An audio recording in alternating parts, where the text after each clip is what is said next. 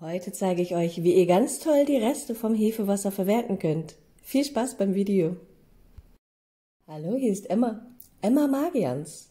Für alle, die mich noch nicht kennen, ich zeige euch hier auf diesem Kanal alles zum Thema Wildhefe und heute gibt es ein Video, bei dem ihr die Reste davon verwerten könnt. Und ich beginne damit, dass ich einmal das bestehende Hefewasser abgieße und die Datteln, die jetzt richtig aufgeweicht sind und ihre Farbe an das Hefewasser abgegeben haben, einmal konserviere. Das komplette Rezept gibt es natürlich wie immer unten in der Infobox mit einer ausführlichen Beschreibung. Wenn euch das Video gefällt, abonniert den Kanal und aktiviert die Glocke. Dann erfahrt ihr immer als erstes, wenn ein neues Video hochgeladen wird, denn hier bekommt ihr alle Informationen zum Thema Hefewasser und leckere Rezepte an die Hand, die ihr toll in den Alltag integrieren könnt. Hier im Hintergrund seht ihr, wie ich jetzt die abgegossenen Datteln in einen Gefrierbeutel gebe. Da sind schon welche drinne eingefroren und jedes Mal, wenn neue Datteln anfallen und ich das Wasser abgieße, gebe ich diese dann wieder hinzu, friere das Ganze wieder ein und sobald ich ungefähr 200 Gramm zusammen habe, kann ich dann weitermachen. Hier ist wieder ein neues Mal. Das zeige ich ein bisschen schneller. Ich gieße wieder das Hefewasser ab. Bei uns wird unheimlich viel gebacken. Es gibt jeden Tag ein neues Brot und Brötchen. Die Rezepte verlinke ich euch mal hier oben. Das ist eine ganz tolle Playlist. Schaut euch die mal an. So. Und das könnt ihr mit allen anderen Früchten natürlich auch machen. Rosinen, Aprikosen, was auch immer ihr da habt. Vielleicht nehmt ihr auch frische Äpfel. Das ist mit Sicherheit auch ganz lecker fruchtig. Alles geht wieder in die Tüte hinein. So. Wenn ein bisschen Flüssigkeit mit dabei ist, ist das nicht schlimm. Ihr püriert nachher sowieso nochmal alles ganz fein zu einer schönen Masse. Alles wieder gut verschließen, ab in den Gefrierschrank. Wenn ihr dann 200 Gramm zusammen habt, können wir anfangen, das Brot zu backen. Hierfür nehmt ihr 2 Esslöffel Sesamkerne, 2 Esslöffel Sonnenblumenkerne und 2 Esslöffel Leinsamen. Ihr könnt geschrotete nehmen. Ich nehme jetzt hier gerne ganze Leinsamen und das Ganze wird jetzt erstmal mindestens 2 bis 4 Stunden in Wasser eingeweicht und ihr könnt dieses Wasser gerne vorher erhitzen. Das ist notwendig, da Körner beim Backen eines Brotes immer nochmal dem Brot Wasser entziehen und wenn ihr die vorher nicht einweicht, dann wird das Brot trocken und das ist ja nichts, was wir gerade wollen. Das Ganze wird ordentlich verrührt und dann bei Zimmertemperatur einfach stehen gelassen und während das schon mal sich so aufsaugt mit dem Wasser, können wir weitermachen mit dem Hefewasser. Dabei könnt ihr entscheiden, ob ihr 400 Milliliter nehmt oder 200 Milliliter Hefewasser und 200 Milliliter Wasser. In jedem Fall geben wir dem Hefewasser erstmal das Salz hinzu und dann habe ich die eingefrorenen Datteln auftauen lassen und sie dann ganz fein gemixt. Das zeige ich euch jetzt einmal gleich. Ja, geht ein bisschen. 200 Gramm ist ganz schön viel. Und guckt mal, wie aktiv die Hefe ist, also die sprudelt richtig. Es macht echt Spaß, damit zu arbeiten. Hier, das sind die Datteln. Das sind wirklich nur Datteln, ich habe nichts anderes hinzugegeben. Und das ist fein püriert, keine Stückchen sind mehr drin. Das gebe ich in das Hefewasser und lasse es wie die Körner einfach ein bisschen bei Zimmertemperatur stehen. Während diese Sachen schon in Vorbereitung sind, nehme ich jetzt einmal das Weizenmehl und gebe da hinzu das Roggenmehl. Das kommt alles schon mal in eine große Schüssel hinein. Ihr könnt selbstverständlich auch die doppelte Menge nehmen, wenn ihr viel Anstellgut habt. Ich habe jetzt einfach mal das für ein Brot genommen.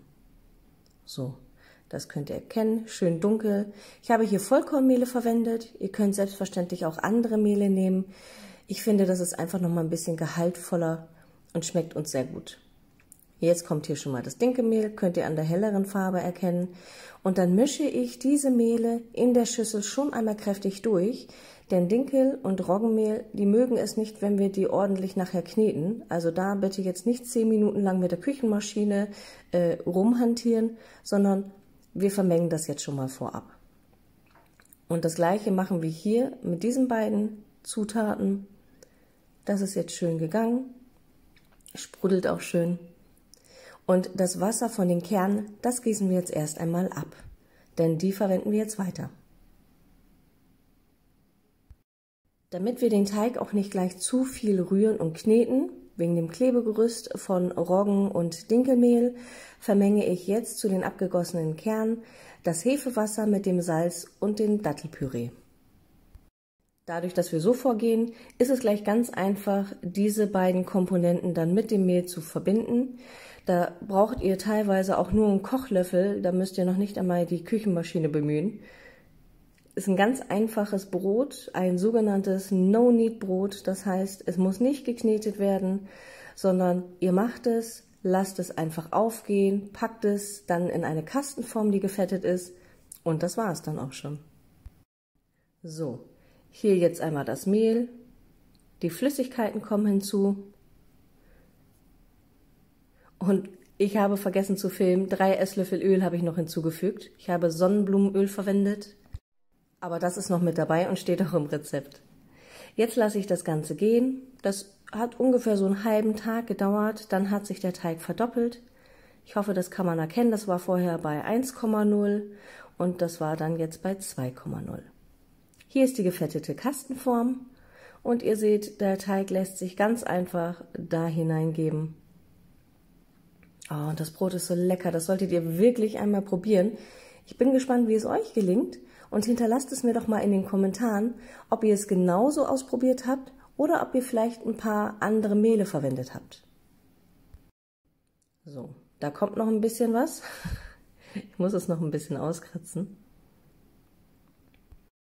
Das Schöne ist, wenn ihr das ordentlich habt aufgehen lassen, braucht ihr dieses Brot, sobald es in der Kastenform ist, nicht einmal mehr bei Zimmertemperatur stehen lassen. Ihr könnt es machen, es ist aber kein Muss. Das heißt, sobald das Brot in der Form ist, gebe ich das auch in den Ofen. Selbstverständlich könnt ihr es auch noch mal ein bisschen hochgehen lassen. Das wie immer bei Zimmertemperatur, ohne Zug und am besten schön warm. Also, falls ihr keine warme Küche habt, bei uns ist es immer warm, weil sehr viel gebacken wird, dann einfach vielleicht den Heizungsraum oder den Abstellraum verwenden. Ich habe meine Finger jetzt ganz nass gemacht, dann lässt sich dieser Teig nochmal schön oben an der Oberfläche glätten und danach wird er einfach nur noch eingeschnitten. Das Muster könnt ihr natürlich entscheiden. Ich habe es jetzt hier ganz einfach diagonal eingeschnitten und habe aber auch vorher das Messer noch einmal nass gemacht. Dann ist es ein bisschen einfacher, da der Teig ja sehr klebrig ist. Das Ganze geht jetzt in den vorgeheizten Backofen mit einer Schale unten in dem Ofen hinein und nach 50 Minuten circa habt ihr so ein schönes Brot. Guckt euch das mal an. Ich hoffe, ihr hattet Spaß bei dem Video und probiert es einmal aus. Das ist eine tolle Möglichkeit, das Anstellgut zu verwenden und ich wünsche euch viel Spaß beim Nachbacken. Liebe Grüße, eure Emma.